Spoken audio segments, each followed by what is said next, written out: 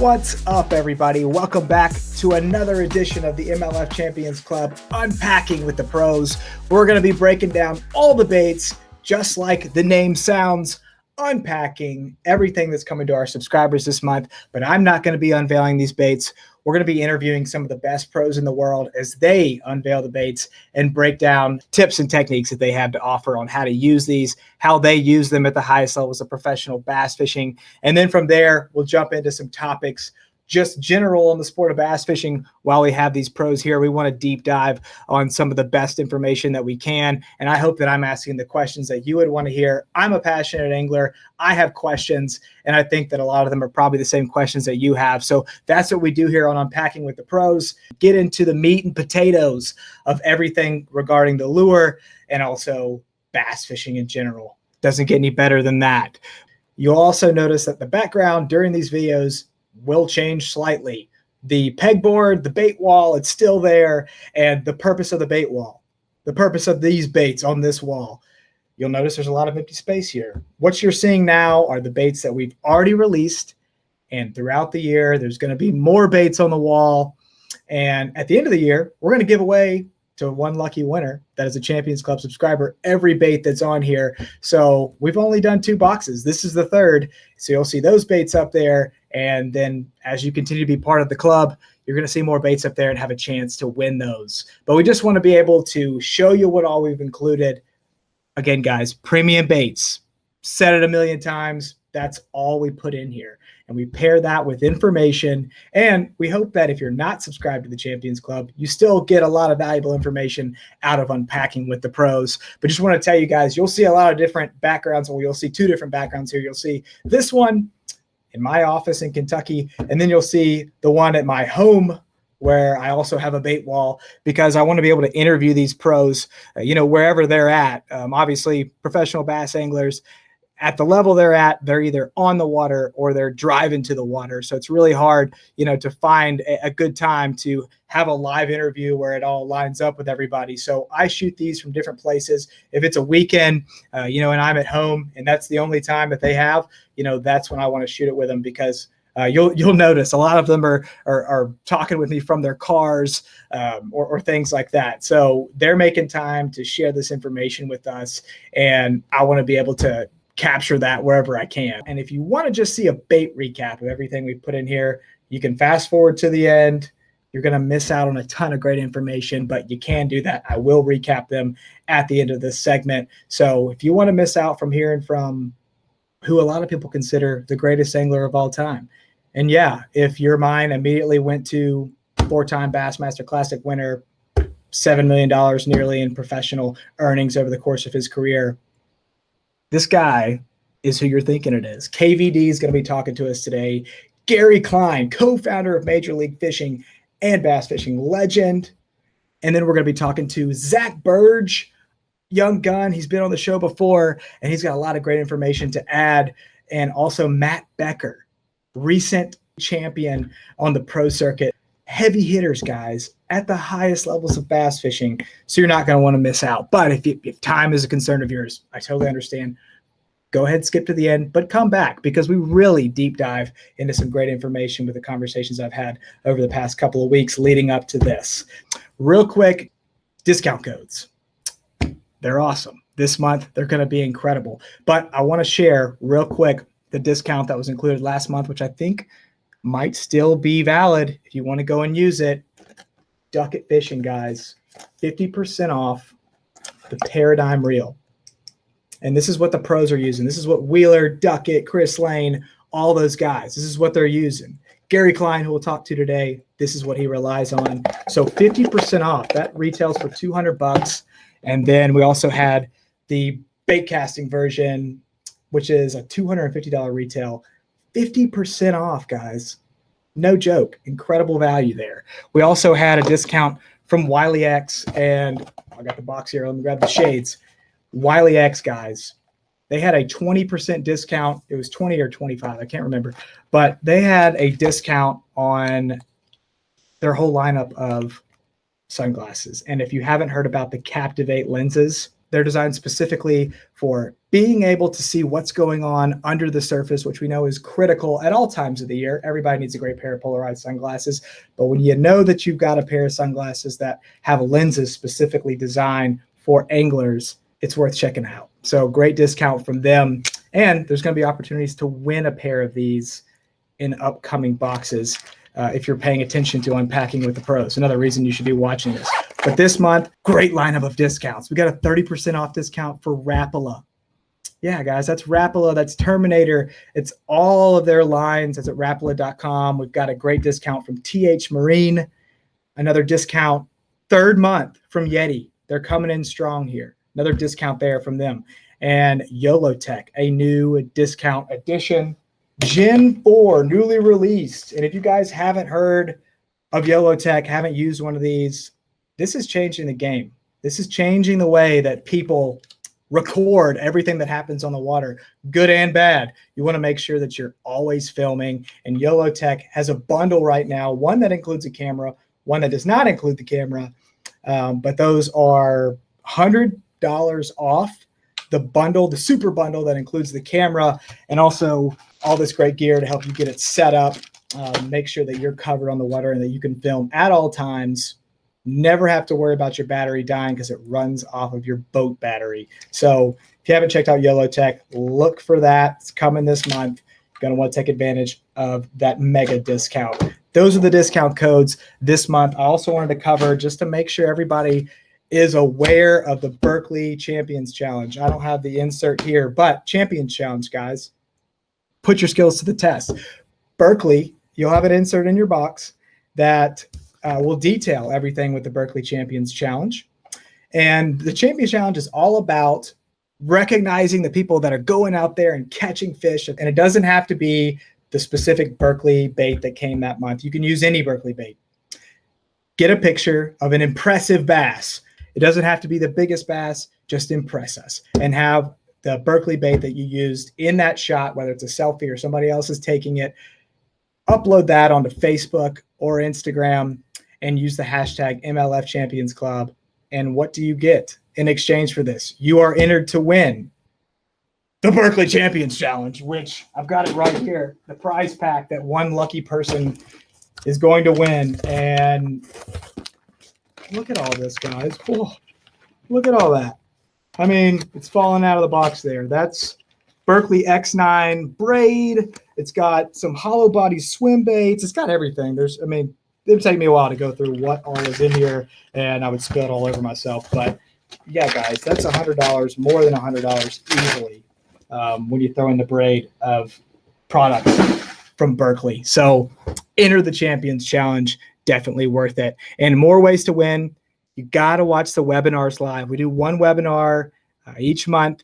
So far, we've had Dustin Connell on, and there was a giveaway there. In addition to it being an incredible webinar, there was a giveaway, $100 off Guggen Baits, $150 of Guggen Baits, and then also a Lunker's Defender rod.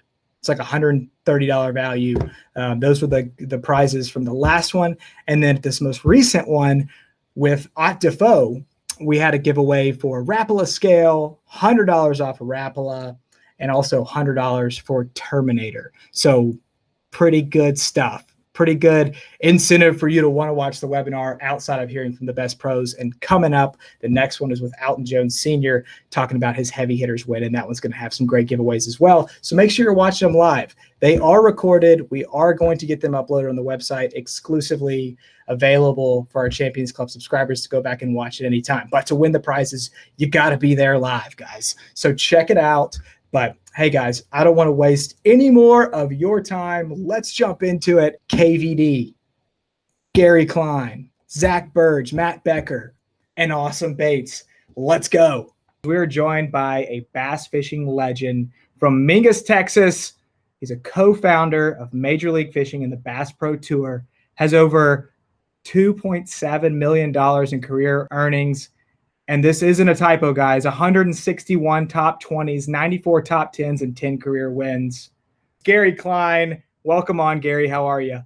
Well, thank you very much, Tom. You're very kind with that intro. And hey, the bottom line is, folks, I'm just an angler that has a true passion for fishing. I'm hooked on the sport. What else can I say? Absolutely. It's definitely contagious. I've liked watching your career and just am always encouraged by the positive attitude you have, a good day or bad day. So what are our subscribers getting this month from Berkeley? Well, I tell you, all of our champion subscribers this month are going to be getting the new Berkeley Power Bait Buzzin' Speed Toad. And this is I mean, it's a really cool bait. I'm very excited about it. And of course, I've been fishing for quite some time, but it's one of the most versatile plastic baits that Berkeley has come up with. And now you can see we have our HD printing on these, nice pearl bellies, real beautiful looking colors. And it is, hey folks, it's a power bait with a toad shaped plastic, body to it. And the little wigglies on there that paddle like crazy when you reel it. But I made a mention just a second ago about how versatile this little bait is. And folks, I tell you, there's so many different ways you can fish this lure. And if you see how it's laid out to have a very flat bottom surface to it.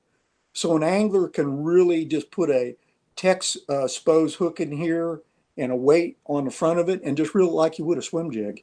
It is absolutely killer just to cast it and reel it below the surface and bring it through the cover.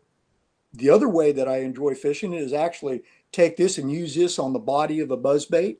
For those of you that follow, especially the tournament circuits over the last quite a few years, you'll see a lot of guys are using a plastic body on a buzzbait versus a skirt.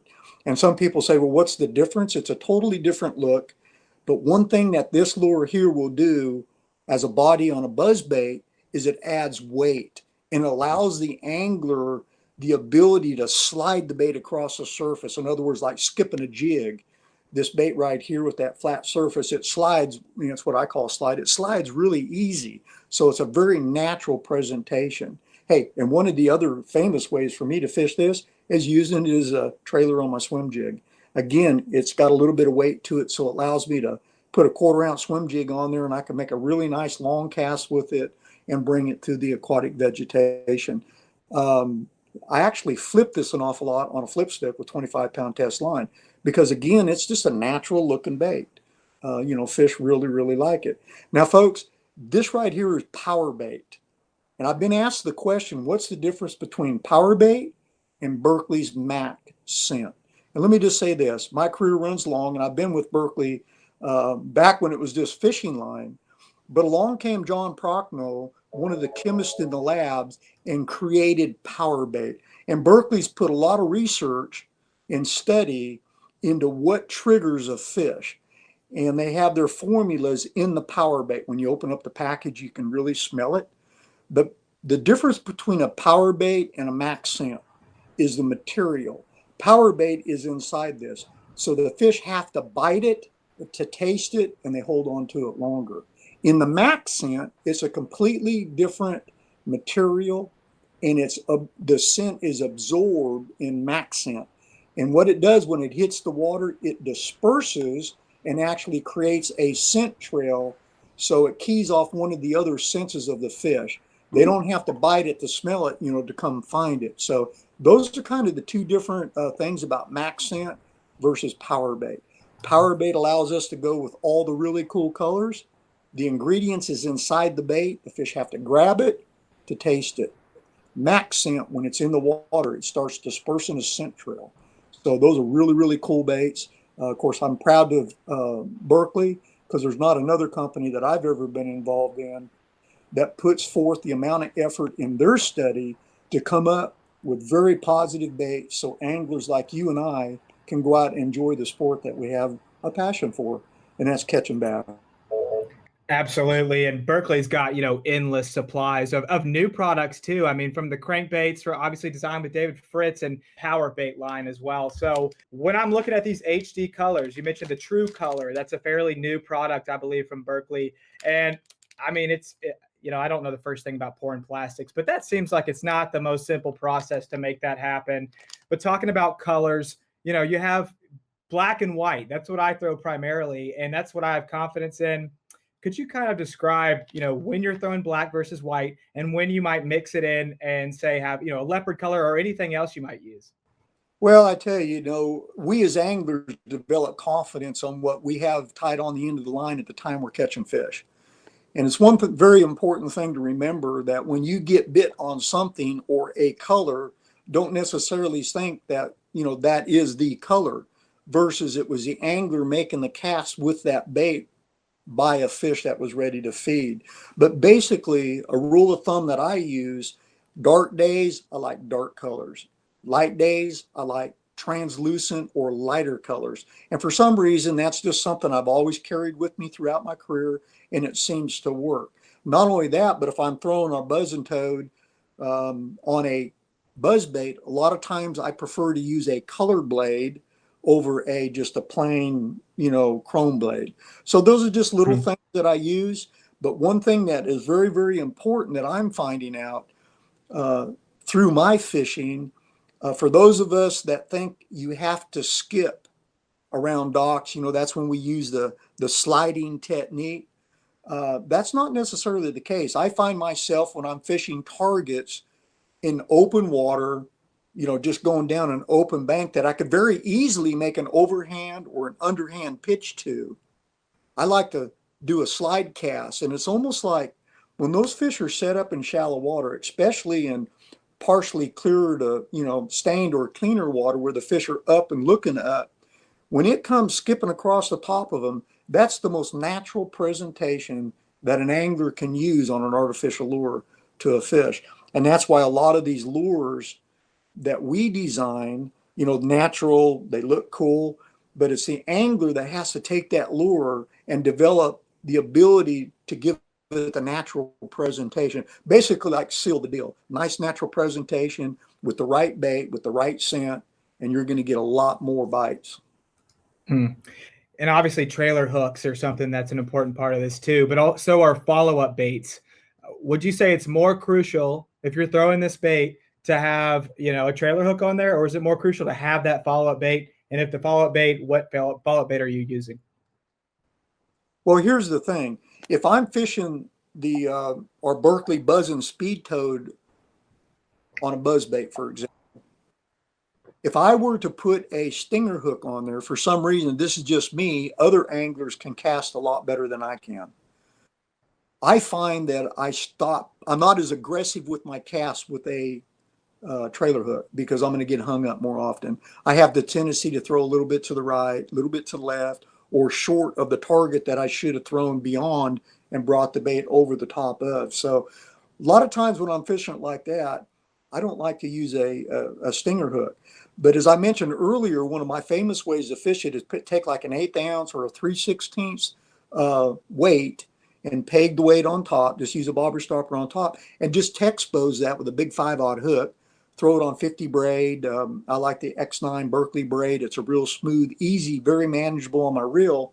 And I like to cast that and swim it. It's very weedless. So a lot of times when I am throwing a buzz bait, I'll just have the speed buzzing toad rigged up, Texpose as a backup bait. So when they do blow the buzz bait, I can literally throw them back the same bait. It seems to really work for me. That's great intel there. So switching gears here a little bit, going from the bait to talking about this time of year. One thing that I struggle with, it seems like I'm confident, pre-spawn, spawn, and then that transition into the post-spawn into like your typical summer fishing, where maybe people generally associate that with those fish going offshore.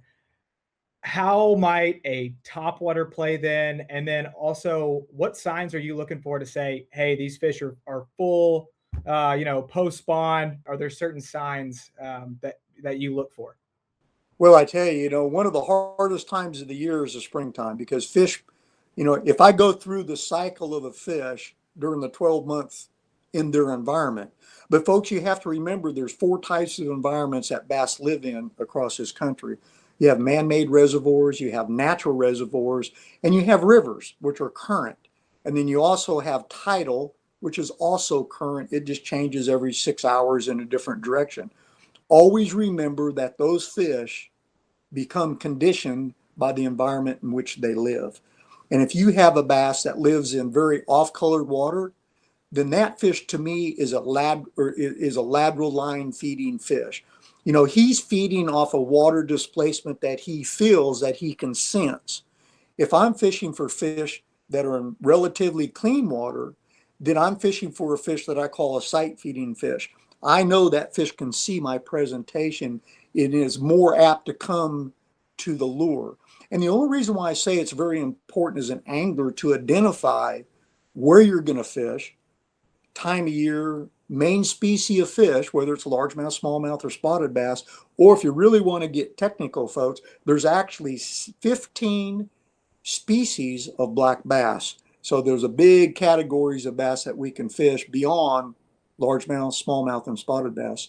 But however, once you identify that, I, as an angler, like to try to, you hear us talk about it all the time, get dialed in. And let me just say this. At the beginning of the week or at the beginning of my day of fishing, I look at myself as a generalist. I'm really good at doing a lot of different techniques, just like all of us. I mean, most of our champion members are really, really good anglers. They've been fishing for a lot of years, or they have a desire to learn. And I'm just trying to throw this out there and plant a seed to make you start thinking. Because in reality, there's very little difference between a touring angler and somebody that just enjoys the fish. I mean, we all have the ability to go out and catch fish, but what some anglers lack is the understanding of what it takes to get them to be able to elevate their experiences on the water. So some of this information I'm giving you comes from all of my years of trial and error. And this is just how Gary Klein has kind of created a little way that I fish, kind of like my approach. I always think about time of year, type of lake, and the main, the type of reservoir environment that those fish live in. The reason why it's important to identify dirty water or clear water, whether it's a lateral line feeding fish or a sight feeding fish, is because as an angler, that will determine a lot of the techniques that I choose to use or that I choose not to use. Remember, at the beginning of the day or at the beginning of the week, you should think of yourself as a generalist, really good at fishing a lot of different techniques. But hour by hour, day by day, I want to look at myself more as a specialist. The hardest thing that I have as an angler is that when I look at a body of water or when I look at the shoreline in front of me, I have to look at everything. I don't want to do that. I want to be able to isolate exactly what the fish are holding on so I can maximize my time in more productive water. And obviously, it's all based on if I'm getting any bites or not. So, it's always a cat and mouse game. We always try to establish patterns. But what I said earlier about the springtime is kind of a troubling time because you have bass that are coming out of a winter mode, cooler water, they've been living offshore, deeper water. A lot of them are grouped up together. And now with the changing of the season and the water temperatures rising, the fish move shallow to spawn. Mother Nature is going to pull that population of fish, depending on the water clarity, probably up to less than 10 foot so they can spawn. So normally most bass anglers get really excited about fishing in the spawn because a higher percentage of those fish have moved shallower. And most of us, whether we really want to believe it or not, are shallow water fishermen. Like me, I prefer to fish targets I can see with my eyes because I feel like I'm more efficient as an angler when I'm fishing targets I can see with my eyes. So that means I'm a relatively shallow water angler. When those fish move in to spawn, they scatter. They come into the bays and scatter. They go into the banks and they scatter. And then their personality really starts to change as they start the actual spawning process. Post-spawn is some of my favorite time because what happened in post-spawn on a lot of the bodies of water that we fish, mainly in May and June, Tennessee River, man-made reservoirs, bodies all across the South.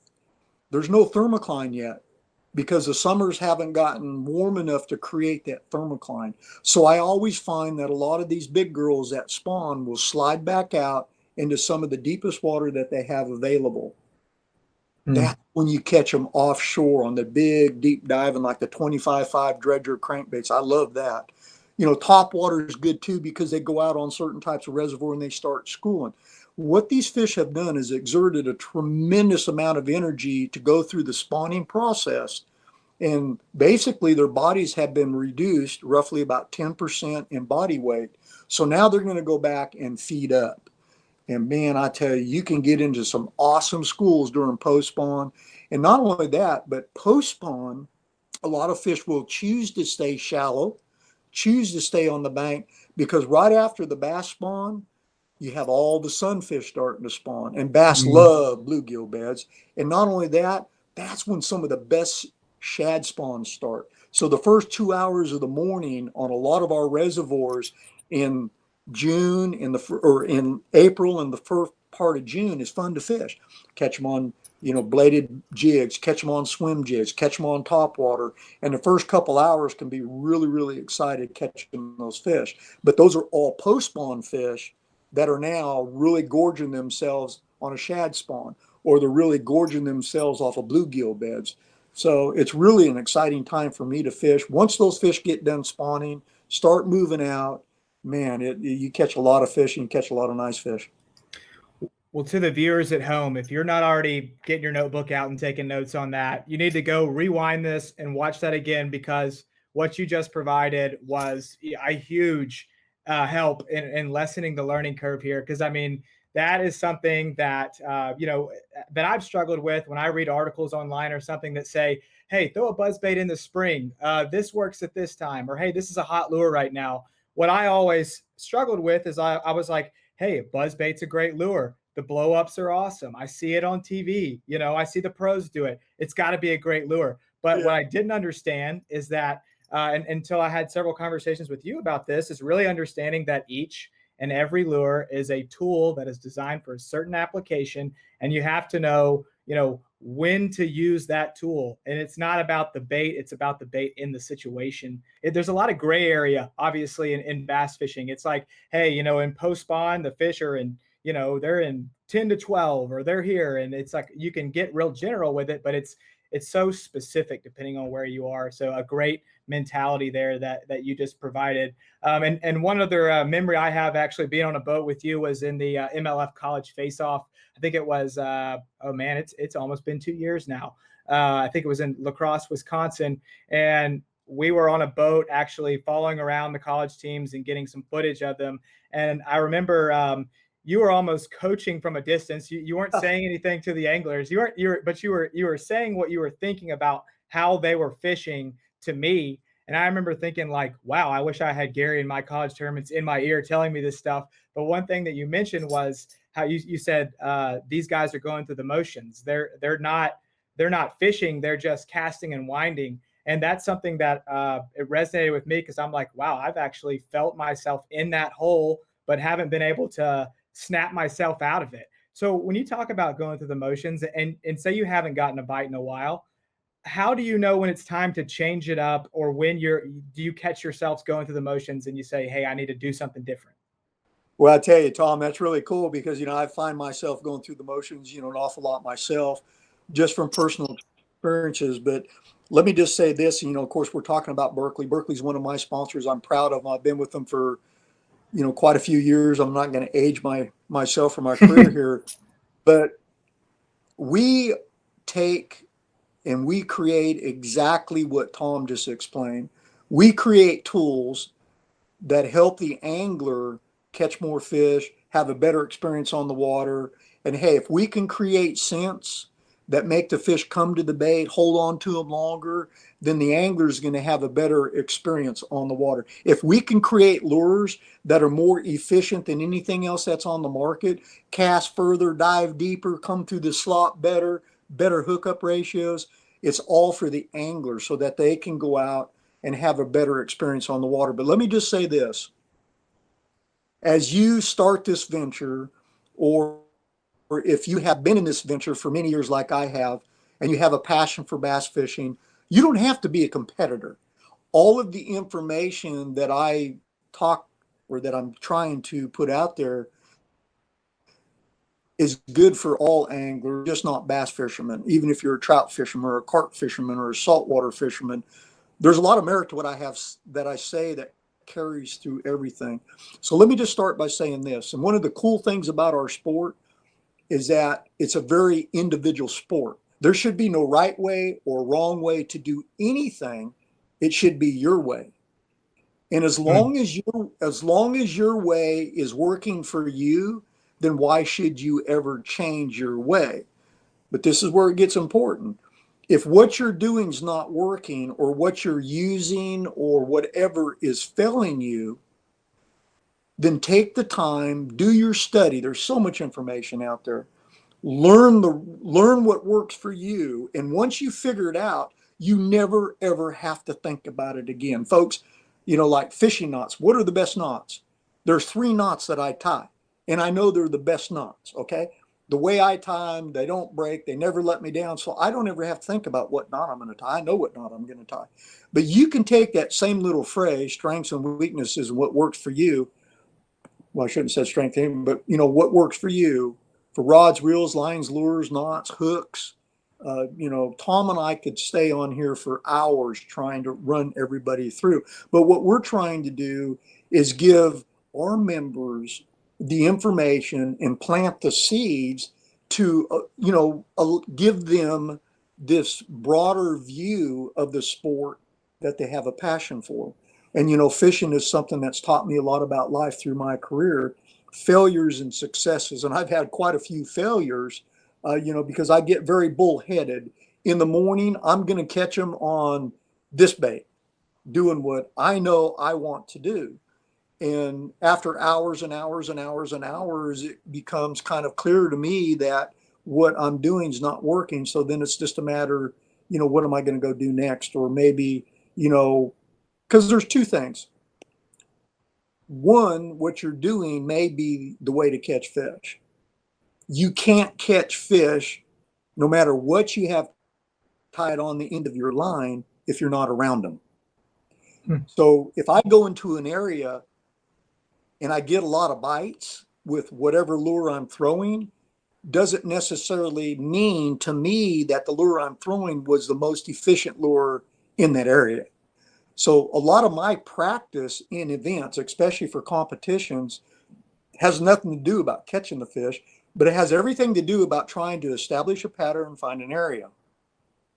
So I may go through an area using whatever technique and lure I'm using and get some what I call activities, but the whole time I'm fishing that lure, I'm thinking, wow, man, if I tie on this, I know I'm going to catch a lot more.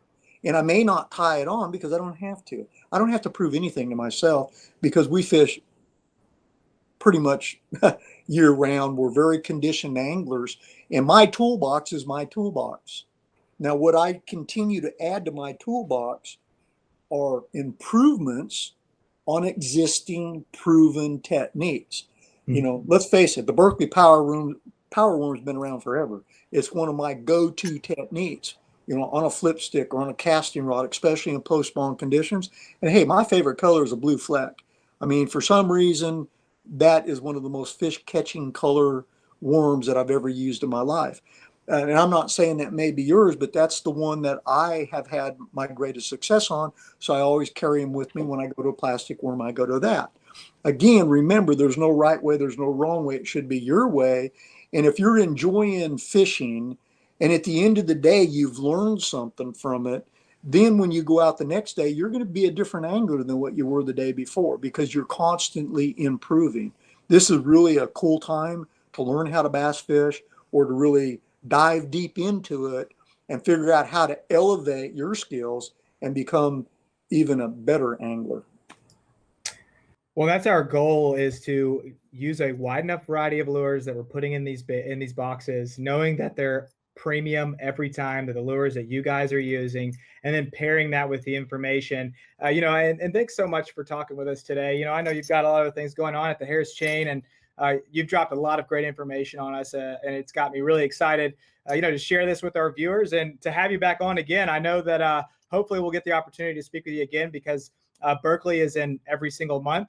And for a great reason. That's another reason we know that there's premium baits in there. But Gary, is there anything else you want to leave our subscribers with on what they should be thinking about next time they're on the water? Well, I tell you, again, Tom, thanks for, allowing me to have this platform to talk to our members. It's pretty exciting for us to be able to actually plant seeds with information. And most importantly is is keep you up to date on the latest, the greatest, the best design lures that we have that we're using. It's a pretty cool deal. So, no, I look forward to having this conversation again, and hopefully, some of the information that I put out there, along with some of the great lures that you'll receive this month, will help build that confidence in you, and you'll go out and catch a lot more fish. Well, there you have it, guys. Talk about an awesome 360 download from a bass fishing legend. I just learned a ton right in that segment. And I would have killed to have that kind of information when I was in high school, college, learning how to fish. But hey, we got it now because of Unpacking with the Pros. And that Berkley Buzzin' Speed Toad, I think it's timely. I think you're going to tie it on, and I think you're going to catch your personal best. I don't know. That's what I'm going to be shooting for. But awesome line of products from Berkley Baits. You're going to see more of those. Tie it on for the Berkley Champions Challenge. I think it'll do you some good. But moving on to our next Unpacking with the Pros featured angler, an angler who is already a champion in 2021 at the MLF Big Five Stop 3 on Lake Murray, presented by Guggen Baits, and he's going to be unveiling a Guggen Bait, 9 top 10s in just 53 events fished, and champion status. From Finleyville, Pennsylvania, Matt Becker, welcome to Unpacking with the Pros. How are you, man? Well, I'm pretty good. I like that intro. That sounds good. I can get used to hearing that. So you won 135K at that event. I did. I think I like Lake Murray.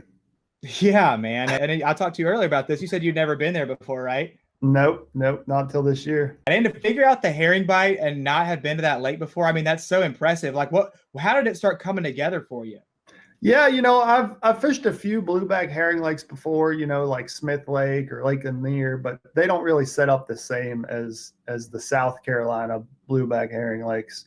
So actually, prior to the Lake Murray event, I went over to Clark's Hill Lake and spent 3 days there leading up to practice at Lake Murray, just because I figured, it's only an hour away, and I figured they'd be fishing pretty similar, or in the same part of the country. So they're probably, the same sort of phase of the spawn, the bass spawn, the herring spawn, all that should be pretty similar. So I just wanted to get a feel for the area. And there was actually a couple other pros there as well that I bumped into, but that was a huge help in just helping me learn how the bass set up on those points and the herring, kind of spawn, what kind of areas they spawn, what they like, just kind of figured out those little nuances, and then kind of dialed in my technique with that Guggen dart. I was working it a little bit unique, and I kind of figured that out at Clark's Hill. That way, when I rolled over to Lake Murray and we only had 2 days of official practice, that I wasn't wasting any time. I already knew and was confident in the technique, and I could just roll with that over the 2 practice days, and it turned into a trophy at the end of the week. That's incredible. And I mean, that is a tough place to win, because that's what's the most impressive thing to me, is that you're able to find consistent fish like that, not being from that area. And because those herring spots are, they're fickle. They'll be there one day and they're gone the next. So. Yeah, that was the big key. And you mentioned that one spot where I rolled up, and it was actually a blessing in disguise that, I rolled into this one creek arm and I had 4 points that I wanted to fish. And this was on day 1. I roll in there and there is a boat on each of those 4 points. So, I'm getting a little frustrated with that. It's crowded in my area, but I just turned around and, I just look up and there's a little shoal buoy with another point that nobody's on. I've never fished it before in my life. And I roll in there, just not really expecting anything. And it turned out to be my best spot throughout the rest of the tournament, so those boats being in that area actually benefited me, because I expanded and found a better spot than where I was heading. So it was pretty crazy. And little things like that worked out all week and, really helped me out. That's awesome. If any viewers out there, if you haven't experienced that for yourself, I mean, you got to get over to Lake Murray, because it's insane. But I know I've talked a lot about Lake Murray and your win. Selfishly, I just wanted to hear a lot about it, because I know that lake and have a lot of respect for you being able to catch what you did and get that win. So at the end of the week, what's the moment that you look back on that was the most satisfying about getting the win? Oh, just, all the years and years of hard work and dedication and passion for the sport that have gone into it to get me to that point. It was like years and years and years in the making. So it was just like a huge weight off my shoulders to finally get that win and hold that trophy up. Just the money spends, that's all fine and dandy, but just to say I'm a champion and hold that trophy up is what it's all about. Well, you say finally, how long have you fished at the FLW tour and the pro circuit? Isn't it just like 4 or 5 years? Yeah, so this is my fourth year fishing professionally, but I've been working for that to get to that point for it over 10 years. That I've set myself a goal to probably when I was about 18, 19 that I wanted to win one before I was 30. So I've been working since then to get to that point. So it was it was just so many years and long days on the water and early nights, all that stuff just to hold up that trophy. So it made it all worth it. Well, I want to come back to that in a second and talk about how you've come up in your angling career and kind of the key moments that really transitioned you from somebody that loved fishing to being a top level pro. Yeah. So I want to come back to that. We might have some people that want to go ahead and see what bait they're getting this month, so we can go ahead and jump into that. And I know, not to be misleading here, we just talked about the Guggen Dart a lot.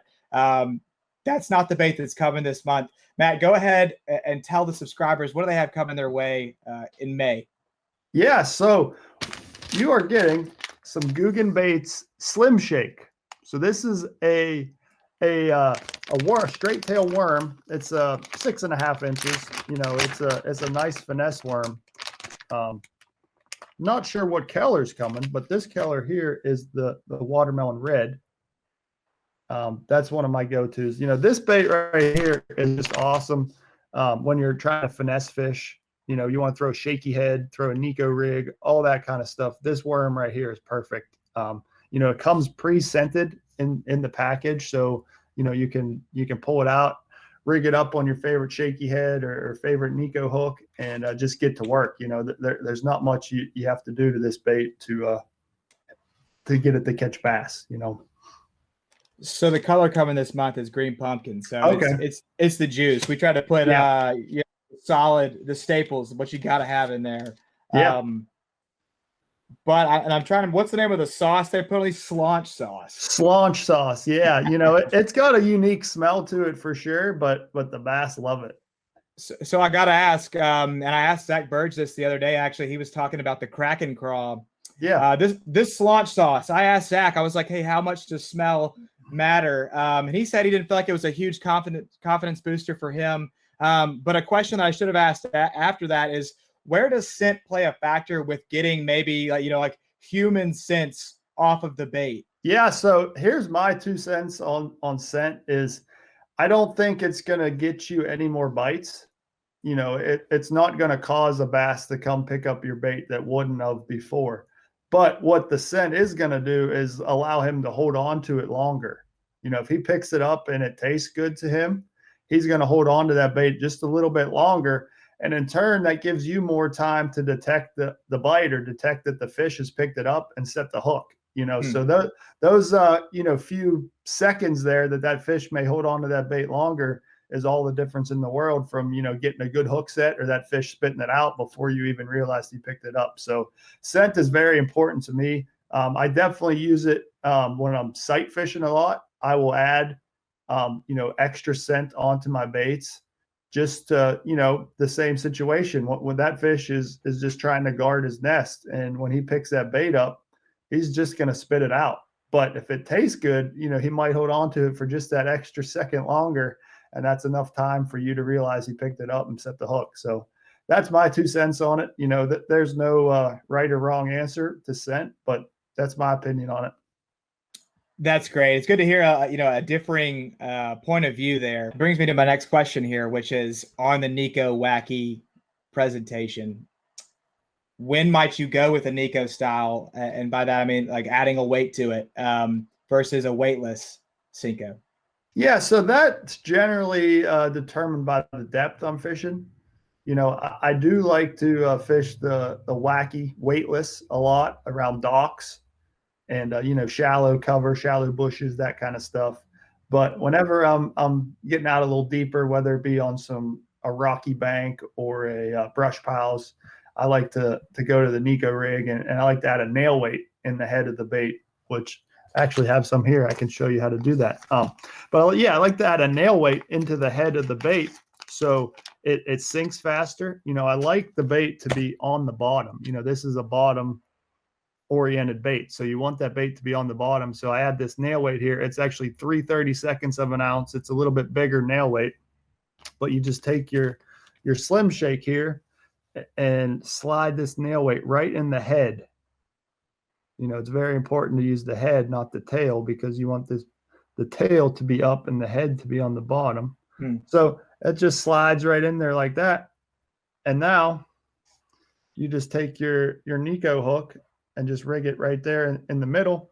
So the head is going to be on the bottom and the tail is going to be up, and you're going to be, Neko rigging that bait perfectly right there. And that's going to help you get a few more bites in those presser situations.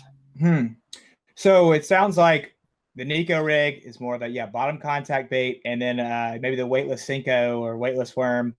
You're going to try to get those fish more on the fall, I would assume. Yeah, those are more fish that are feeding up or hiding under docks, and they're not relating to the bottom as much.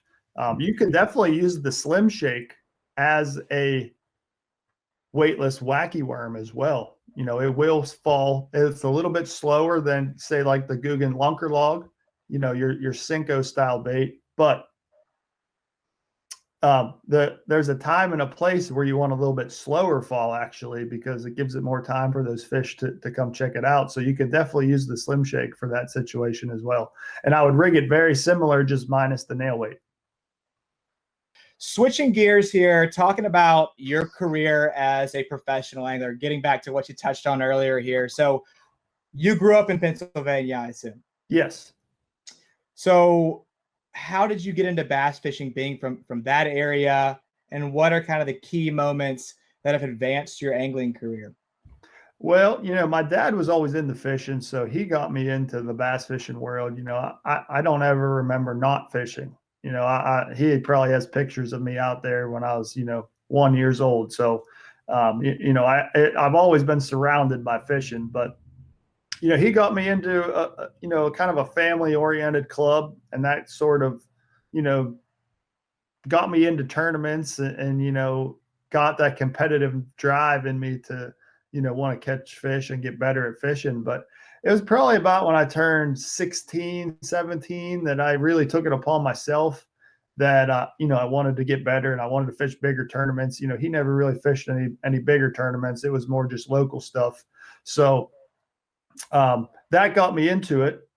And then, once I graduated high school, I bought myself a boat and I started fishing more and more locally and fishing in, like the TBF style events, just working my way up on the weekends, and got to a point where I was kind of stuck in this same cycle where I'd fish locally all year, make a regional, go to the regional and finish second and not go to nationals and have to start the process all over. So I got really frustrated with that system, and I jumped in the BFLs because I wanted to try something different. So I started in the BFLs, fished a year in them, and did okay, cashed a few checks, didn't set the world on fire. I made the regional for that, and I got priority entry into the then Costa Series, which is now the Toyota Series.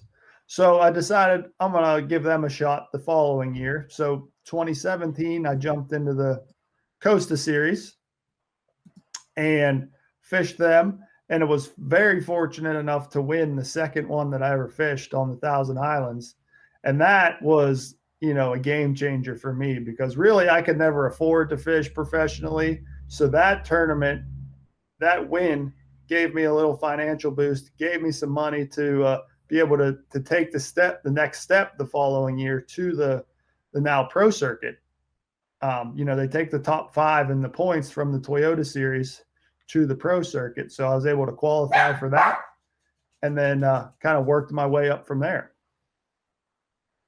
Yeah, and it seems like from 2018 to 2021, I mean, 32nd, 14th, 4th, and 15th. I mean, that is solid. That's consistency, and that's, I think it for people that don't may not know, like being inside the top, 50 is a good year, I'd say, for most people. Would you agree? Absolutely. It is very hard to stay consistent out there on tour because we go to so many different bodies of water and so many places that I've never been, types of water that I've never been, types of fishing, so many different things that I've never seen. So it's been such a learning curve over the last 3.5 years. And I've learned so much about bass fishing over the last 3.5 years. And I'm just thankful I'm a quick learner and I'm able to pick up on it quick and, turn it into a decent event, because otherwise I'm not sure I'd still be here. I know we've taken a lot of your time today, and I know that it sounds like you have a graduation that you might be in a big hurry to get to. I mean, yeah, we got some things to do, but I'll always take some time to talk to you.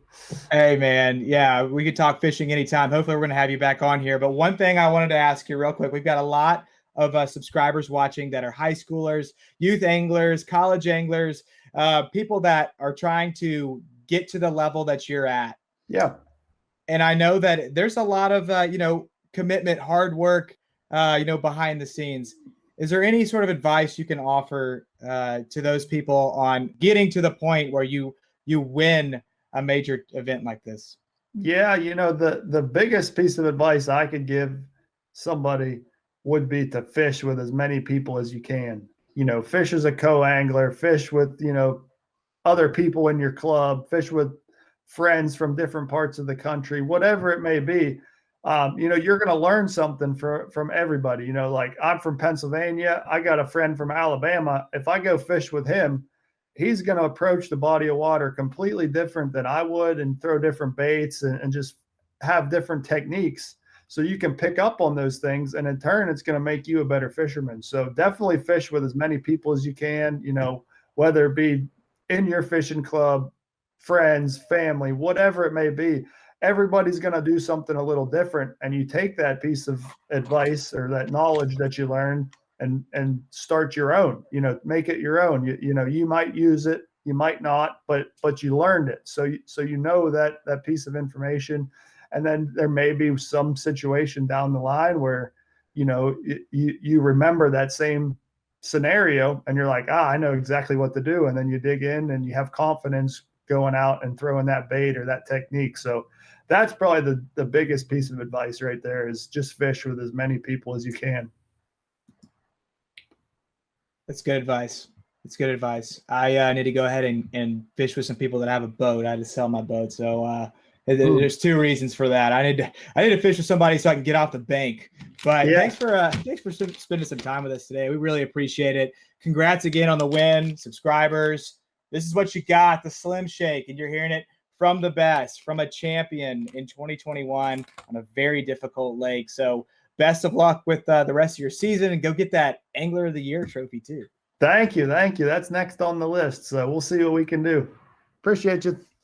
Well, there you have it, folks. Straight from the mouth of a 2021 champion. Some awesome information there from Matt. And hey, champions, Guggen baits, doesn't get much better than that.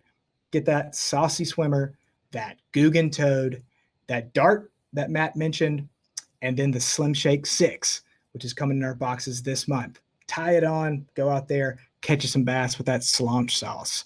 With our next bait reveal. If you've joined us before on Unpacking with the Pros and you recognize this guy, and he has the hot hand in professional bass fishing right now, he already has 3 top 10s in 2021. And he's here to talk about Yo-Zuri and the product that's coming to our subscribers this month. From Blanchard, Oklahoma, Zack Birge, welcome back to Unpacking with the Pros. How are you, man? Hey, I'm good. Appreciate you having me again. Hey, we appreciate you, man. I know that you follow right now, so this is the second time we're talking to you while you're getting geared up for a tournament. So we really appreciate your time. And I think you said you're doing this interview at the boat ramp or maybe by the side of the road. So we'll get you through this and back on to practicing. What are our subscribers getting this month?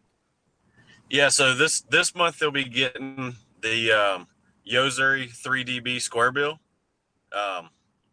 It's an awesome crankbait. It's one of my personal favorites for really most of the year. It's a crankbait I throw a lot, year round almost.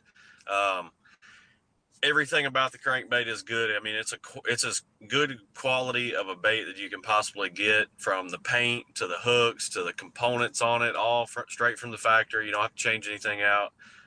You're going to get, a top-notch crankbait, and it's one I personally throw a ton. The one thing that I noticed initially about the 3DB is the color pattern, is the, not just the color, but the way the bait's built. And I guess the only way to describe that is by the 3DB. Do you know exactly what that stands for and what makes kind of the design of this bait unique? Well, what's so cool about these particular crankbaits are, and it's kind of hard to see in video, but the paint schemes on these are basically on the inside. So what you're doing is you're getting crankbaits that, here's another color. Try to get that light right on there for you. You're getting baits that you're going to be able to throw and catch a lot of fish. Bass, when they eat it, they'll rub in their teeth. You're gonna beat it up on some rocks, wood. You may throw it up out of the bank and hit a rock, and most of the time other baits you're gonna end up chipping the paint, scarring the bait, and over time what happens is your crankbait, you either lose it before it's all gone, or you have a bait that's only partially still painted. So what's so cool about these are you can literally catch fish after fish after fish, beat the thing up, and you're going to have a bait that will continue to look brand new as long as you can keep it on the end of your line. So it's a really cool feature that Yo-Zuri has done with this model, this particular crankbait. It's it's by far one of my favorite crankbaits they offer. And when I think about your fishing game and the success that you've had over the course of your career, a lot of people think, Zack Birge, they think shallow water fishing, Oklahoma, Midwest, that power fishing, shallow water being a key part of your game. How much does the square bill factor in for you day in, day out on the Bass Pro Tour and some of these Big Five events you've been fishing? Man, it's it plays a big role in my style of fishing. It plays a big role in, not necessarily only tournament fishing, but just fun fishing. I mean, from fishing around the house with buddies to going and fishing for, $100,000 in some of these tournaments. It's a bait that I rely on a lot. I catch a lot of fish with it, a lot of key fish, and it makes me a lot of money. So it's a bait that I believe in, and that's why I have a boat full of them, and I throw them at every tournament. Well, you mentioned fun fishing and you mentioned tournament fishing. Obviously, two different things with the mindset there. And one thing that I notice about your game and about a lot of other top tier pros is the speed at which you fish. And I've heard this term. You slow down to speed up. You see guys that are more intentional with the way they work the bait. But like when I go out and fish, I just notice that I feel like a lot of times I'm moving slow, even if I'm throwing a moving bait. How much does speed factor in, to when you're fishing a tournament versus fun fishing? Is there a difference in the way that you cast and retrieve, and how quickly you're changing spots, and how many casts you're making in a certain time period? So if I compare it to fun fishing versus tournament fishing, my general presentation with the bait is pretty similar. I mean, I do a lot of the same stuff. It's it's chunking and winding. It's a bait I cover a lot of water with. I can cover an area fast with it. When I'm fun fishing, obviously I'm not in a big hurry. I'm just kind of tooling around and fishing what looks good, and trying to just enjoy my day. Now during tournaments, I'm still doing the same thing with the bait. I'm chunking and winding, same presentation, fun fishing versus tournament fishing. But tournament day, I'm probably going to be a little more high paced. I'm going to be moving around quite a bit quicker than fun fishing, obviously, but the same general presentation and everything takes place in both situations. So obviously there's a lot of different colors out there, especially from Yozuri. They have a new line of colors. We have a few different colors that are coming to subscribers this month. When I think about crankbaits, generally my mind goes to shad pattern or early spring red crawl. But there's colors out there you see that are exceptional. They're unique, and I guess you would say non-traditional. This is more of a perch, color. You have like brown crawl colors. When do those factor in for you, or how often are you going with like a red or a shad and then maybe switching it up to something like this? I'm usually probably 90% of the time I'm throwing a variation of their shad patterns. It's either going to be the citrus or the sexy shad, one of the 2 or 3 different variations of that's what I throw probably 90% of the time. Early spring, fall, I'll usually mix in some crawfish stuff. Sometimes I'll mix in the brown crawl throughout different places we go, river systems and stuff like that a little more. The red square bill, I definitely throw more earlier on in the year. And that particular one you were holding up, that perch variation, that's something I throw a lot when we go up north. There's a lot more real perch up there. Not these bluegills that a lot of people call perch down south. But that's something I throw up north a lot more. But 90% of the time I stick with the shad pattern stuff. And I just kind of, I throw the ones with more chartreuse, shad patterns, depending on the watercolor and clarity, that determines a lot of that. And that's pretty much, how I base what I'm going to throw. Absolutely. And so switching gears here a little bit and going more towards your year that you're having right now on the Bass Pro Tour, you're also fishing so Toyota Series events, Pro Circuit events, and having a lot of great success. I think I saw that this year you already have 3 top 10s, 2 on the Bass Pro Tour, including a 4th at Red Crest, 6th place at Stage 2. You've been close a lot of times here recently. You're having a great year. And one thing I noticed about your career, although it's, I think you've been a pro for 7, 8 years now, maybe not even that many, but it seems like from your rookie season until now, you've been very consistent. And you're always a guy that is in the top 10, it seems, or in the hunt to get a win. And 20 top 10s in your career. So consistency, it seems to be one of those things that separates, the top tier pros from other pros, from the regular anglers, is being able to consistently perform. What are the keys for you personally on being consistent? And what kind of tips can you offer people to, add that consistency piece to their game? For me, a lot of my consistency success came from growing up fishing tournaments and stuff where I relied more on cashing a check to be able to go to the next tournament. That's basically my main priority. Number one goal was cash a check, go to the next tournament. How can I figure out how to catch fish, enough fish to cash a check? So when I think about that, I think of what do I have to do to get more bites? Because if I get more bites, catch more fish, chances are I'm going to catch a better fish, and therefore, I have better odds at cashing a check.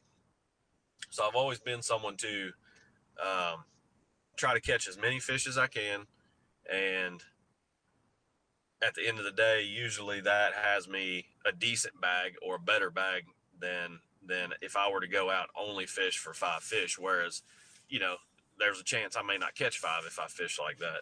So I've always tried to do that, and I've always tried to fish my strengths, which are, just power fishing, things that I'm really confident in. When I do that, I combine confidence with, quantity of bites, and that usually ends up with, a fairly good showing at the end of an event. And that's the combination that's led me to where I am today. And, I still believe if I keep doing this and keep being consistent and keep finishing in top 10s, then eventually I'm going to, put a strand of events together where I win a few of them. So, That's just how I fish, and that's kind of the way I've always been, and kind of pursued my tournaments. Absolutely. And you got 3 wins to go along, with those 20 top 10. So it's not like you're lacking too much in the wins area, but I know you're always looking for that next one.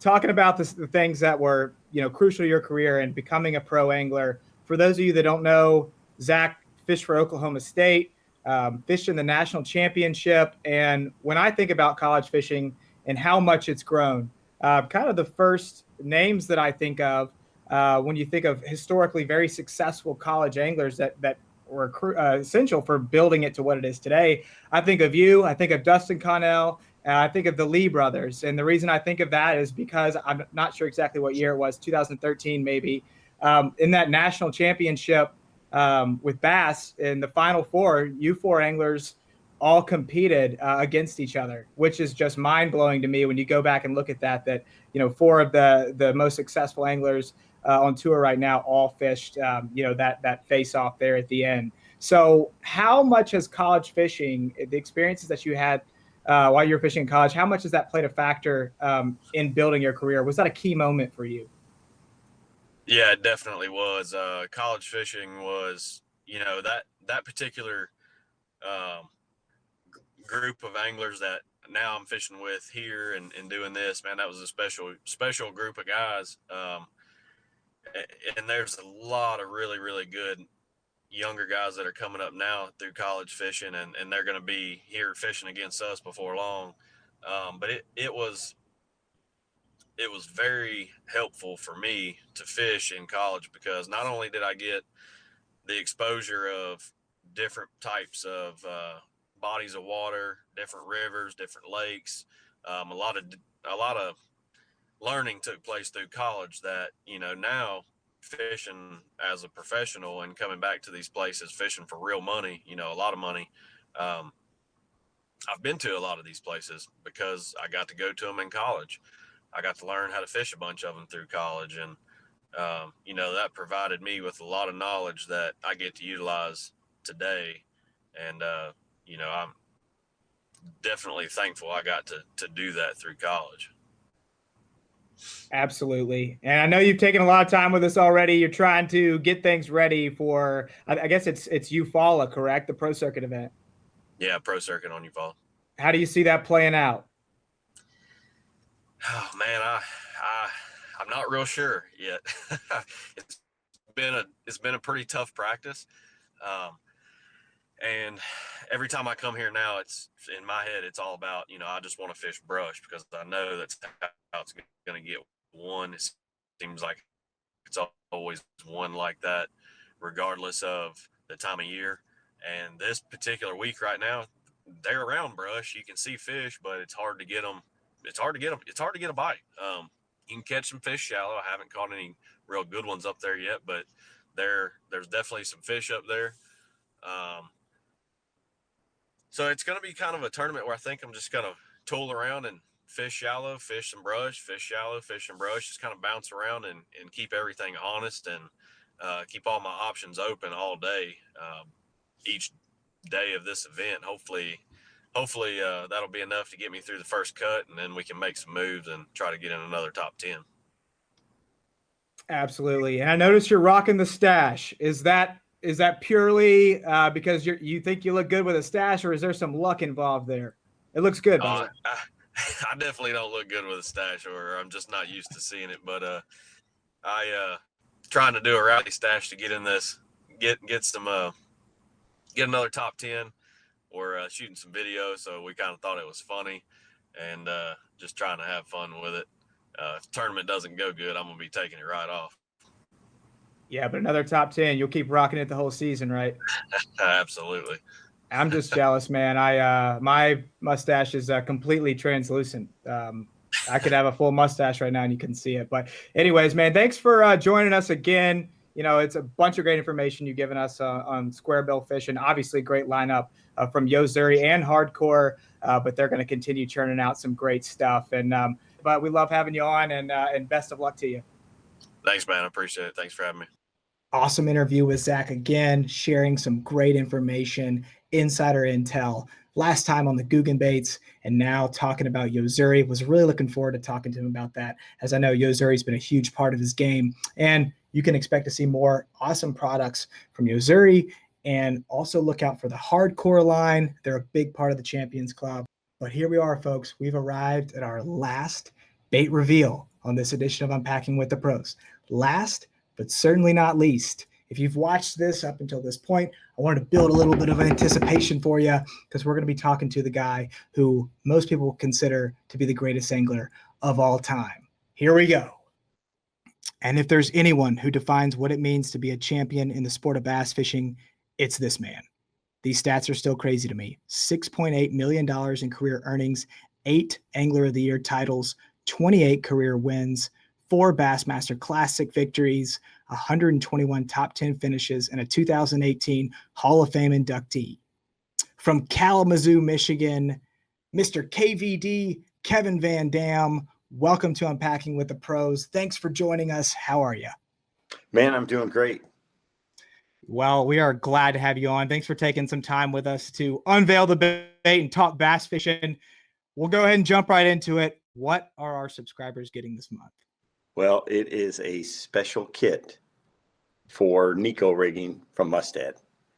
Check it out. So everybody that bass fishes, should know anyways what a Neko rig is, or what Wacky rigging is, and it's a deadly technique. And I love to power fish, but this is something you have to have in your back pocket. You got to be ready when it gets tough. There's just nothing better than a Wacky rig to catch them. Absolutely. And when I think of your career, and I think when a lot of people think about, Kevin VanDam, they think of power fishing, they think of moving lures like spinner baits, jerk baits, crank baits. On your website biography, it says, after winning the BASS Angler of the Year on your first season with the BASS Top 100 circuit in 1992, naysayers of this unconventional fishing style claim that such a blitzkrieg approach to bass fishing would never hold up over time. Well, 28 professional bass fishing tour wins, 4 classics, and 8 Angler of the Year titles later, it's still holding up. But when people think about this sort of high octane power fishing, they may not immediately think about finesse fishing. So where does this say with a Neko Wacky rig? Where does that fit into your game? Well, so I do the same thing with my finesse. I do a lot what we call power finesse. So, trying to use a finesse technique and then be able to do it a little faster. So one of my favorite things to do is Neko rig, with those tungsten weights, because it is efficient. You get the best of both worlds. You can get, your soft plastic, whether it's a stick worm or a finesse worm, or a rage cutter worm, or whatever it is that you're Wacky rigging. You can use a heavier weight and have it fall pretty fast, but when you lift it off the bottom, you still get that Wacky action, that little wiggle and quiver. And it's really good for especially for clear water lakes and summer fishing in the deep, where a lot of people might think about using a drop shot or something like that. I'll use a Neko rig in that situation. And again, don't just think, hey, the only thing you can put on there is like a Strike King Ocho. There's a lot of different baits that you can rig this style with. You can do creature baits. You can do swim and tail worms. One of my favorites is a Strike King Rage cutter worm. It's kind of like a stick worm with a swim and tail on the back of it. And so, you can put a nail ring on it in the middle, hook it in the middle, put a nail weight in it, and it has a pretty fast fall. It's still got some really good action to it. And, so it gets down quick, but when you lift it off the bottom, it has that Wacky wiggle to it and shake. So it's a great bait for me, and a technique where I catch a lot of, largemouth and that are, when I'm ledge fishing, and that is definitely, it's a cleanup bait, for me. So very often, I'm going to still power fish, but this is something that, once you catch 4 or 5 off of a spot, you hit a school cranking a ledge or something like that. And that's where it really fits in this time of year. You want to throw this in there because you'll get a few more bites with it. And a lot of times some really big ones with this, with this technique. So I learned early on, it's not just for going down the bank, throwing it, bushes or docks or things like that. It's something that you can fish anywhere. It's very efficient in deeper water, and it doesn't have to be slow. Well, and I think that you typically go out preferring probably to go with the more typical power fishing style that, you've helped invent with crankbait, spinnerbait, stuff like that. If you're going out anticipating that power fishing bite, but things aren't panning out, with the rapid fire of hard baits, what conditions might indicate it's time to break out the finesse gear? Well, whenever you get high pressure conditions, again, clear water or a lot of fishing pressure around, the easy ones are going to get picked off, or the ones that are going to chase a bait, a long ways, and hit a moving bait. It just doesn't happen. So, when you have those post-frontal conditions and things like that, and again, around a lot of fishing pressure, it's a deadly technique. There's not a pro out there now that doesn't throw, Wacky rigs and Neko rigs, a lot as their finesse arsenal. We still use shaky heads. We're still using a drop shot rig, and you can use a Ned rig and things like that. But it's just a incredible technique, for a lot of situations that, the fish aren't on the bottom, because it's working for you from the second it hits the water till it gets all the way to the bottom. So it's really good for schooling fish. It's really good for fish that are suspended, or, roaming around, and that's where, growing up here in the Great Lakes and fishing a lot of clear water lakes and stuff, that I learned the power of a Neko rig. It's just, the clearer the water, the farther they can see it. And it's just something about that unique action, the way that it falls. And, you don't have to just cast it out there and let it sink all the way to the bottom. You can kind of shake it on the way down as it goes. So, this is something that I'm not scared to throw in 20, 30, 40 foot of water. It's a deadly technique, and you can even fish it vertical, just like you would a drop shot. So I've had a lot of success doing that as well, where, you mark one on your graph and you just drop that Neko right down to him, and then just shake it right in his front of his face, so it gets down there pretty quick, and, not as fast as a heavy drop shot weight, but it does get down there pretty quick.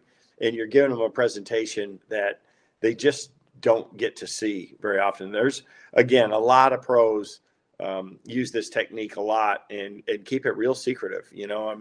Justin Lucas he does it a ton. Aaron Martins, I think a lot of the Western guys picked up on this early, John Murray, but everybody knows about it, on tour now. It's a deadly way to fish, just about any time. And, it doesn't have to be clear water, but I think that's where it really shines. I was doing this a few years ago, pitching, Neko rigs into holes in the grass, and things like that. So it's a little unconventional compared to, some of the standard rigs, but it just generates more bites. Absolutely. And you mentioned being able to employ this sort of finesse game into your power fishing approach. What's typically your setup, rod, reel, line? I like to throw it most of the time on spinning equipment. I love the control that I get on a spinning rod, even if I'm fishing for big largemouth, or, I'm around a little heavier cover, I'll use a braided line. Typically, I'm going to use 10-pound braid with a fluorocarbon leader, and in the open, I'll use an 8-pound fluoro leader to it, and I like a pretty long leader too. I don't want them to see that braid. I like to use the yellow braid where it's real visible. You can see bites and things like that on the fall. But I'm going to have about a 20-foot fluorocarbon leader tied with a FG knot, and then that whatever size hook to match the bait. But typically, that setup right there on a like a 7.2 to 7'4", medium action spinning rod. I've got my own signature Lew's that I use for that. Again, if I'm using bigger baits, I want to use a little heavier action rod. If I'm using smaller worms and things like that, I may go to a medium light, but it's not that critical. I like a little longer rod just for the, the sweep set, if you make a long cast out there and the line's going straight down, you got to pull a lot of bow out of that line. So a little bit longer rod and then a high speed spinning reel just really helps, to tighten up that line and get a good hook in them. These Tight Next hooks from Mustad are absolutely amazing. So they've got that coating, that titanium coating on them. They're super, super sharp. I mean, it is arguably I wish they could do that finish on every single hook that they make, to do it on trebles and things like that, because it's super slick. And you don't lose one hardly ever on that Tight Next hook. I mean, it is really special. So, I mean, I helped Mustad create that series. They do offer it in a weedless version too. But I always use the non-weedless one if at all possible. So if I'm fishing around grass, I don't like the weed guard at all. The only time I use the weed guard is if I'm, around bushes or brush or standing timber, flooded timber, things like that. But for the most part, you just get the best action. It isn't something big and bulky on there that changes the look of it to the fish, and they just flat, stick them. It works really, really well. That's awesome. So switching gears here a little bit, obviously it's no secret that over time, tournament bass fishing, it's always changing. There's always new baits coming out, new technology. What baits stick out to you over the course of your career that sticks out to you that significantly changed the way you fish? I learned a long time ago the power of a jerk bait. It's just so erratic and it triggers a lot of bites. But you can say that about a ton of things. When spinner baits first came out, they were unbelievable, and it's still just a incredible tool. But there's so many new baits that we have in our toolbox. We got bladed jigs. That's been a craze. Swim baits, the whole swim bait craze. It started out west with these big giant tennis shoe size baits, and now we got swim baits for every size, style, for fish every depth and situation that there is. So we just have a lot more baits to do the same jobs with, and it's just a matter of what you have confidence in to be successful with it. You can throw a spinner bait, a bladed jig, a swim bait, and a square bill all on the same bank, and four pros will all be throwing one or the other, whatever they have a lot of confidence in, and they really make it work. So, and a lot of times it's just an experimental thing where you just throw a few of them and see if the fish like one presentation a little better over the others. But that's what it's all about, is just picking the precise presentation tool, and that's all a lure is they're just tools for the conditions and that exact situation. Just trying to maximize your opportunities based on all those variables at that time, and it changes a lot from day to day. Just because you're catching them cranking a square bill today doesn't mean that a square bill is going to be the best thing tomorrow. In the spring of the year especially, things change really fast around the spawn, and you have windows that open and close quickly with certain techniques, and it's just being aware of how the fish are reacting to your presentation, and to know when you need to make that change. And it's not as simple as just saying, well, hey, under if the water temperature is this and it's cloudy and the visibility of the water is 1 foot, you throw this bait. There's always multiple tools that will do the same job, but you're just trying to find the one that does it the absolute best and that you've got a lot of confidence in for that situation. Well, and to that point, when I think of a lot of your wins, I guess recently with like Grand Lake and Toledo Bend, like I think if you got 1 to 2 baits dialed in and watching the live coverage, it's you just repeatedly catching fish and really having one particular bait, 1 or 2 baits dialed in. How often is that the case versus 5 or 6 baits that are working for you when you're in the hunt for a win? Most of the time, it's really a lot of different baits. You got to use different baits.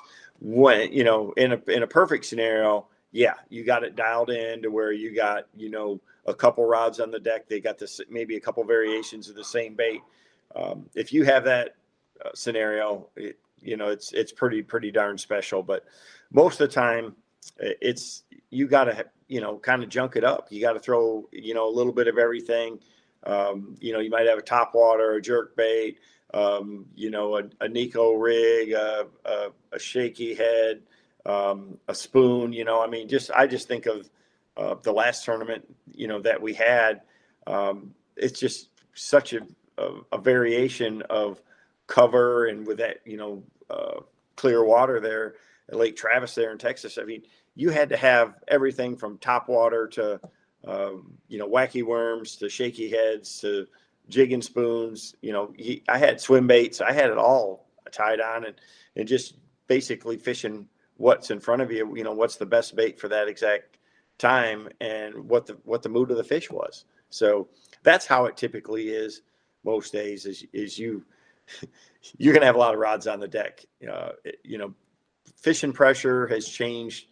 A lot of the tournaments and things like that, to the point where you've got to be able to maximize the number of bites you get out of an area or off a spot. So that means showing them different looks, different presentations, and different lures. Absolutely. And one thing that I've noticed, I think it was an article that I was reading that talks about you using crankbaits to locate these schools. And then once you've located them and where they're lining up, you may continue to use a crankbait or whatever you have in hand, but you might slow it down and use a football jig or something like that. Yeah. Has that approach changed at all with like 360 imaging and forward-facing sonar, or do you typically still use this crankbait approach to find them? Has that assisted, or how has that changed the game? Yeah, I mean, for me, a crankbait is just such an efficient tool for a lot of those deeper situations. It's just one of those baits that you can get down to a particular an exact zone, and it has a lot of great triggering qualities when it gets there. So it's a lot more efficient than throwing a football jig or a big worm or a flutter spoon or something like that. But once you've got a school located, or you get a couple bites, then you absolutely want to show them, some of these other presentations for sure. But in the beginning, I love to, I want to fish something that I can cover, more water with. That's why you see a lot of pros, that throw a spinnerbait or a buzzbait, or, burning a swim bait down the bank, or a bladed jig or a square bill, and then, go back through and follow it up with a Carolina rig or flip or some kind of finesse, technique behind it. Good deal. Well, I'm going to switch gears again, and I'm going to upload a photo here. I want to see if you can actually see this on your end, but I've got a throwback here that I want to talk about with you. So that first picture, how old are you in that picture? Gosh, I don't know. Maybe I know the picture, and from where it was at, that was up north in Traverse City. I was probably 8, maybe 7 or 8 or 9, years old then, and I was pretty fanatic at that time about it. It was a lot of fun. I caught both of those bass on a topwater too. That's awesome. Actually, a torpedo. And obviously a lot has changed, including from this picture, on the right there. Between these two photos is, nearly $7 million in tournament winnings, 4 classic wins, 8 Angler of the Year titles, over 12,000 pounds of bass weighed in at a tournament or scored. And obviously being a critical piece to the launch of the MLF Bass Pro Tour. Do you still, I see the same smile in the first picture and the second picture. Do you still get the same sort of joy when you hook into a bass? Is it the same sort of just natural joy that you had then as in this other picture where you got 4 like 10 pounders you're holding up there? Yeah, I love it. Still, I was just fishing a couple days ago. I was doing a show for Strike King and Lose, and we just absolutely blistered them and got done pretty early. And then after the show, I fished with my son, and I just can't get enough of it, especially smallmouth. I'm so busy with obligations and things like family and stuff like that, that I don't get to fish as much as a lot of people might think. So when I get that opportunity to get out there, man, I'm pretty giddy about it. That's awesome. So one thing I wanted to ask, and I'm sure you get this question asked all the time, but I'm sure we're going to have a lot of young anglers out there, middle school, high school, college, to all of those folks out there listening, anybody that aspires to be a great bass angler, whether you want to tournament fish or not, you just want to get better as an angler. Can you leave us with a piece of advice on how we can truly learn this game and improve as an angler? Well, there's no substitute for experience, without a doubt. But in this day and age, with so much content, just like what we're doing right now, I mean, you can watch a YouTube video, on so many techniques. I've got literally tons and tons of YouTube videos out there, different ones, jerk baits, and a lot of different tournament coverage and things like that. So there's definitely that side of it, but just getting out and fishing is probably the best way, and to fish with as many different people as you can. So I think it's fun to fish with the same guy, to fish team tournaments and fish with a buddy. But the way you learn the fastest is to fish with as many different good anglers as you can, So, fishing as a marshal, or, fishing as in a pro-am, style, or just fishing, just going out on the water, just, reaching out to some, local pros in your area, things like that, guys that are just to get out with as many different people as you can, because you're going to learn a lot faster and learn something from just about everybody out there when you do that. That's great. And I know you're getting ready to pack it up and leave for the next one. Yeah, we've actually going to we got a Bass Pro Tour event at the Harris Chain this coming week. So leave in the morning, actually. It's a long ways for me here from Michigan. Awesome. Well, I'm sure you got some packing to do. And for the listeners that don't know, you're joining us right after getting off of a hunting and fishing shoot. And you're always busy, like you said. So we really appreciate your time. And thanks for sharing so much information with us. And hopefully we'll be able to have you back on. And, looking forward to hopefully having the opportunity to talk with you again. Yeah, the Champions Club is it's definitely a great club to be a part of. You get a lot of great information, and you get a lot of great products and great baits and things like that. So it's interesting to see what each month brings. So I look forward to being on again. I'm sure we'll have some cool Strike King stuff one of these days too. So you'll have to get me back for that. Yeah, I need to get some Strike King stuff in here. I think that's the next thing up. I mean, I've got Ochos. Well, thanks, Kevin, and best of luck with the rest of the year. Go get that 9th Angler of the Year title, and we'll look forward to talking to you soon. Sounds good. Wow, that's all I have to say. Box 3, already have the man himself, KVD, dropping some knowledge on us. And man, great to hear that he still is just as fired up now as he's always been for catching those bass, has that passion and that fire that I think a lot of us share. If you're watching this, I think we can all agree. The reason we're here is for some reason, we just absolutely love the thrill of bass fishing. Guys, that Neko Wacky kit, all the things that we had from Mustad, we wanted to fully equip you with everything you needed to hit the water. So that's why we had those products from Mustad paired with the soft plastics that we have. And I didn't mention this before, that was the last bait reveal by a pro. There is one more bonus item that I want to talk about that's coming in our subscription box. 13 Fishing. This is the Ninja Worm. I want you to look at that, because when I think Neko Wacky, obviously you can fish it like a speed worm, but you see that little hitch in there? That is perfect for your O-ring there right in the middle. And this seems like a deadly Neko Wacky soft plastic, which is why I wanted to put that in there. As a bonus, you have options to choose from when you're rigging up that Neko Wacky rig. But guys, I want to recap everything real quick. Like I said I would. We'll start with this month. And our first reveal was the Berkley Buzz and Speed Toad. Depending on if you got the HD or the regular power bait Buzz and Speed Toad, it's $4.99 to $5.99 retail. The Guggen Slim Shake, $5.99. These are Tackle Warehouse prices. Yozuri, 3DB, square bill 1.5, $7.99 at Tackle Warehouse, but it was discounted for $5.99 for the Champions Club, preparing for us to include this in our box. You have your Mustad Tungsten Titan X Neko weights. I think these are $5.99. Fluorocarbon leader from Mustad. This is not a sample. This is a leader. This is 25 yards of fluorocarbon. Perfect for Neko Wacky rigging. And I feel like I left something out. O-ring tool from Mustad.